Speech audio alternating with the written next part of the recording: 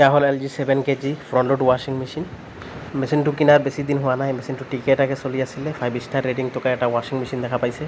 যোৱা 2 দিনৰ পৰা মেচিনটোৰ প্ৰগ্ৰাম চেঞ্জ নহয়, বাকী সকলো যিকেইটা বটম আছে সকলোৱে কাম কৰি আছে। এতিয়া আমি এই বৰ্ডখন ৰিপেয়াৰ কৰি দিলে ঠিকেই হৈ যাব। চ' আমি বৰ্ডখন খুলি লৈ আমাৰ ৰিপেয়াৰ চেণ্টাৰত গৈ বৰ্ডখন ৰিপেয়াৰ কৰি লৈ আহিম।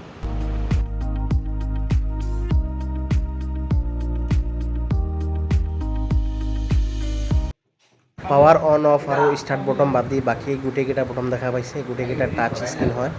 ফাইনেলি আমি বৰ্ডখন ৰিপেয়াৰ কৰি লৈ আহিছোঁ। এতিয়া আমি বৰ্ডখন লগাই চেক কৰি ল'ম। ভিডিঅ'টো শ্বেয়াৰ কৰি আৰু এজনক দেখাৰ ব্যৱস্থা কৰি দিব।